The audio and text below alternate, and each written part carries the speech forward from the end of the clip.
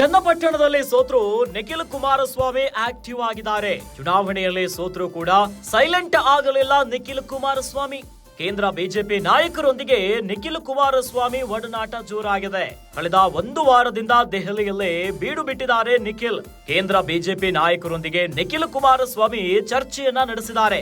ಬಿಜೆಪಿಯ ರಾಷ್ಟ್ರೀಯ ಸಂಘಟನಾ ಕಾರ್ಯದರ್ಶಿ ಬಿಎಲ್ ಸಂತೋಷ್, ಕೇಂದ್ರ ವಾಣಿಜ್ಯ ಸಚಿವರಾದ ಪಿಯೂಷ್ ಗೋಯಲ್, ಇನ್ನು ರಾಜ್ಯ ಬಿಜೆಪಿಯ ಉಸ್ತುವಾರಿ ರಾಧಾ ಮೋಹನ್ ಅವರನ್ನ ಭೇಟಿಯಾಗಿದ್ದಾರೆ ನಿಖಿಲ್ ಕುಮಾರಸ್ವಾಮಿ.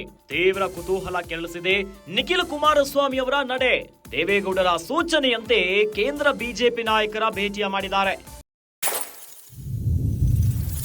ಕೇಂದ್ರ ಬಿಜೆಪಿ ನಾಯಕರ ಜೊತೆ ರಾಜ್ಯದ ಬೆಳವಣಿಗೆಗಳ ಬಗ್ಗೆ ಚರ್ಚೆಯನ್ನ ಮಾಡಿದ್ದಾರೆ. ಚನ್ನಪಟ್ಟಣದ ಸೋಲಿನ ಬಗ್ಗೆಯೂ ಕೂಡ ಸಂತೋಷ್ ಜೊತೆ ಚರ್ಚೆಯನ್ನ ನಡೆಸಿದ್ದಾರೆ ನಿಖಿಲ್ಗೆ ರಾಜಕೀಯ ಬಗ್ಗೆಯೂ ಕೂಡ ಪಾಠ ಮಾಡಿದ್ದಾರೆ ಬಿಎಲ್ ಸಂತೋಷ್. ಈ ಬಾರಿಯ ಬೈ ಎಲೆಕ್ಷನ್ ನಲ್ಲಿ ಚನ್ನಪಟ್ಟಣದಿಂದ ಸೋತಿರುವಂತಹ ನಿಖಿಲ್ ಕುಮಾರಸ್ವಾಮಿ ಅವರಿಗೆ ಹ್ಯಾಟ್ರಿಕ್ ಸೋಲಾಗಿದೆ. ಆದ್ರೂ ಸೋತರೂ ಕೂಡ ರಾಜಕೀಯದಲ್ಲಿ ಆಕ್ಟಿವ್ ಆಗಿದ್ದಾರೆ ನಿಖಿಲ್ ಅವರು. ಚುನಾವಣೆಯಲ್ಲಿ ಸೋತರೂ ಕೂಡ ಸೈಲೆಂಟ್ ಆಗಿಲ್ಲ ನಿಖಿಲ್ ಕುಮಾರಸ್ವಾಮಿ. ಕೇಂದ್ರ ಬಿಜೆಪಿಯ ನಾಯಕರೊಂದಿಗೆ ನಿಖಿಲ್ ಫುಲ್ ಒಡನಾಟವನ್ನ ಇಟ್ಟುಕೊಂಡಿದ್ದಾರೆ. ಕಳೆದ ಒಂದು ವಾರದಿಂದ ದೆಹಲಿಯಲ್ಲೇ ಬೀಡನ್ನ ಬಿಟ್ಟಿದ್ದಾರೆ. ಕೇಂದ್ರದ ಬಿಜೆಪಿಯ ನಾಯಕರೊಂದಿಗೆ ನಿಖಿಲ್ ಕುಮಾರಸ್ವಾಮಿಯವರು ಅನೇಕ ಚರ್ಚೆಯನ್ನ ಮಾಡ್ತಿದ್ದಾರೆ. ಬಿಜೆಪಿಯ ರಾಷ್ಟ್ರೀಯ ಸಂಘಟನಾ ಕಾರ್ಯದರ್ಶಿ ಆಗಿರುವಂತಹ ಬಿಎಲ್ ಸಂತೋಷ್ ಅವರ ಜೊತೆ ಮೀಟಿಂಗ್ ಅನ್ನ ಮಾಡಿದ್ದಾರೆ. ಇನ್ನು ಕೇಂದ್ರ ವಾಣಿಜ್ಯ ಸಚಿವರಾಗಿರುವಂತಹ ಪಿಯೂಷ್ ಗೋಯಲ್, ರಾಜ್ಯ ಬಿಜೆಪಿಯ ಉಸ್ತುವಾರಿ ರಾಧಾ ಮೋಹನ್ ಅವರನ್ನ ಕೂಡ ಭೇಟಿಯಾಗಿದ್ದಾರೆ.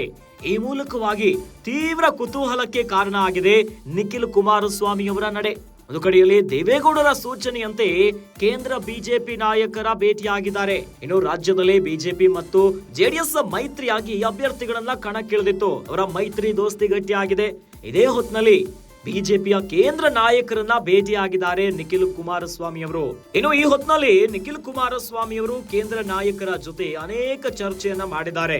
ರಾಜ್ಯದ ರಾಜಕೀಯ ಬೆಳವಣಿಗೆಗಳ ಬಗ್ಗೆ ಚರ್ಚೆಯನ್ನ ನಡೆಸಿದ್ದಾರೆ. ಜೊತೆಯಲ್ಲಿ ಚನ್ನಪಟ್ಟಣದ ಸೋಲಿನ ಬಗ್ಗೆಯೂ ಕೂಡ ಸಂತೋಷ್ ಜೊತೆ ಚರ್ಚೆ ಮಾಡಿದ್ದಾರೆ. ಬಿಜೆಪಿಯ ರಾಷ್ಟ್ರೀಯ ಸಂಘಟನಾ ಕಾರ್ಯದರ್ಶಿ ಬಿಎಲ್ ಸಂತೋಷ್ ಅವರು ಇವರನ್ನ ಭೇಟಿಯಾಗಿರುವಂತಹ ಹೊತ್ತಿನಲ್ಲಿ ರಾಜ್ಯದಲ್ಲಿ ಏನೇನು ಆಗ್ತಿದೆ ಈ ಕುರಿತಂತೆ ಚರ್ಚೆ ಮಾಡಿದ್ದಾರೆ. ಜೊತೆಯಲ್ಲಿ ಚನ್ನಪಟ್ಟಣ ಉಪಚುನಾವಣೆಯ ಸೋಲಿಗೆ ಏನು ಕಾರಣ ಆಯ್ತು, ಯಾಕೆ ಹೀಗಾಯ್ತು, ಇವೆಲ್ಲದರ ಬಗ್ಗೆ ಚರ್ಚೆಯನ್ನು ನಡೆಸಿದ್ದಾರೆ. ಇನ್ನು ನಿಖಿಲ್ ಕುಮಾರಸ್ವಾಮಿಗೆ ರಾಜಕೀಯದ ಬಗ್ಗೆಯೂ ಪಾಠವನ್ನ ಮಾಡಿದ್ದಾರೆ ಬಿಎಲ್ ಸಂತೋಷ್ ಅವರು. ಈ ಮೂಲಕವಾಗಿ ಚುನಾವಣೆಯಲ್ಲಿ ಸೋತರೂ ಕೂಡ ನಿಖಿಲ್ ಕುಮಾರಸ್ವಾಮಿ ಅವರು ಆಕ್ಟಿವ್ ಆಗಿ ದೆಹಲಿಯಲ್ಲಿ ನಾಯಕರನ್ನ ಭೇಟಿಯಾಗಿ ಚರ್ಚೆ ಮಾಡ್ತಿರುವಂತಹ ನಡೆ ಸಾಕಷ್ಟು ಪ್ರಶ್ನೆಗಳನ್ನ ಹುಟ್ಟುಹಾಕಿದೆ.